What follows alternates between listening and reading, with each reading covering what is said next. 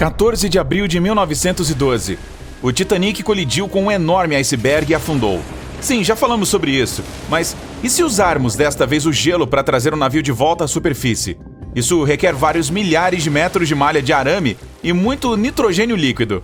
Nosso objetivo é colocar o Titanic em um enorme bloco de gelo que o levará à superfície. Para fazer isso, é preciso envolver os destroços na malha de arame e cobri-los com nitrogênio líquido. O primeiro problema a ser enfrentado é a incapacidade de envolver o navio completamente. É preciso erguer um pouco o navio de alguma forma para colocar a malha sob ele. Digamos que, por algum milagre, se consiga fazer isso. Em seguida, é necessário transportar centenas de grandes tanques de nitrogênio líquido. Você está debaixo d'água, abrindo os tanques e está tão frio que a água gelada do Oceano Atlântico parece que está fervendo. O nitrogênio apenas chia, se dissipa e certamente não cria um bloco de gelo ao redor da malha. Nova tentativa: guindar o Titanic com a ajuda de imensos ímãs. Para isso, será necessário um grande cruzador e alguns ímãs poderosos. Você conecta cabos grossos aos ímãs e os abaixa até o fundo. Projetores brilhantes iluminam as profundezas do Oceano Negro. Partes do navio naufragado são visíveis. Os ímãs descem mais abaixo e se agarram ao casco de ferro do navio. O cruzador puxa os cabos e ímãs para cima. Alguns deles se destacam do Titanic, pois a superfície de ferro está coberta por recifes e corais. Algumas partes dos destroços se separam do resto do navio e sobem. A potência do cruzador não é suficiente. Um dos cabos arrebentou. Não apenas o peso das partes individuais do Titanic, mas também a colossal pressão da água interfere na operação. O navio afundado não pode ser içado completamente. Apenas pequenas partes suas. Na verdade, já houve uma tentativa de elevar o Titanic em partes. A operação de 5 milhões de dólares falhou. Fitas de nylon foram presas a uma grande parte dos destroços. As outras extremidades das fitas foram conectadas aos motores a diesel. Para toda a operação, foi usado um mini submarino. Um pedaço do Titanic pesando 21 toneladas foi puxado para cima. Mais uma das fitas arrebentou por causa da forte pressão da água.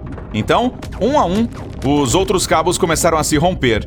E um pedaço enorme caiu de volta ao fundo do mar.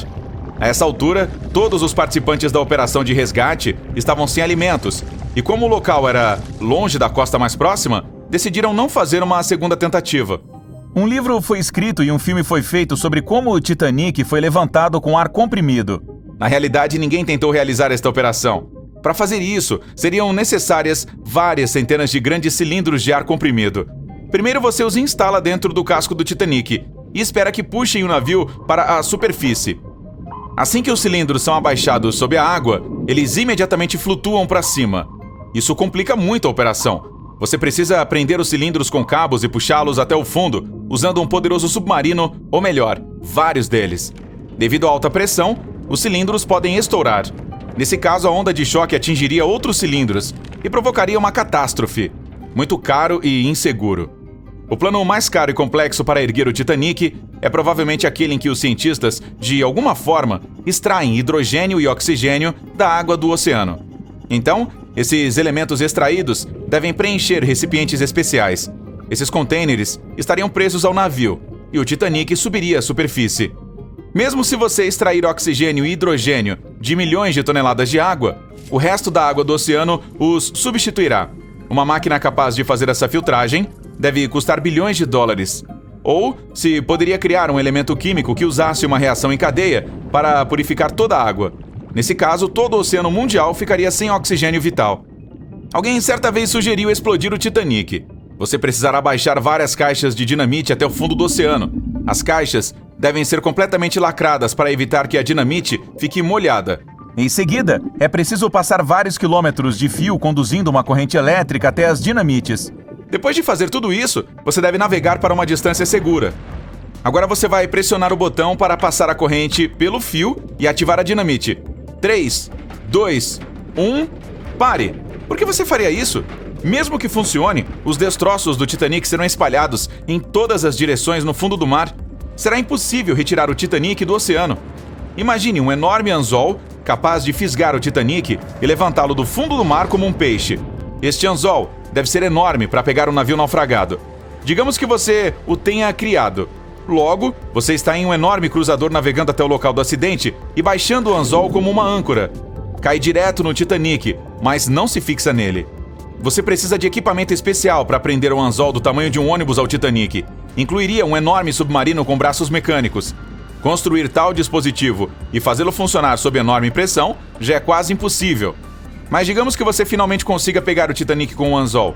É então que você percebe que o cruzador não tem potência suficiente para içar o navio, que pesa mais de 50 toneladas, e o gancho, que adiciona cerca de 10 toneladas. Para completar sua tarefa, você precisará de mais alguns cruzadores e alguns milhões de dólares extras. Depois que a cera quente esfria, ela endurece e flutua na superfície da água. E se nós a levássemos para o fundo do oceano e a despejássemos dentro do Titanic? Isso poderia funcionar, visto que a cera não é um material caro. Então você derrete a cera, despeja em tanques fortes e os leva para o fundo com a ajuda de um submarino. Os tanques podem suportar uma pressão enorme e o submarino tem potência suficiente para baixar a cera a essa profundidade.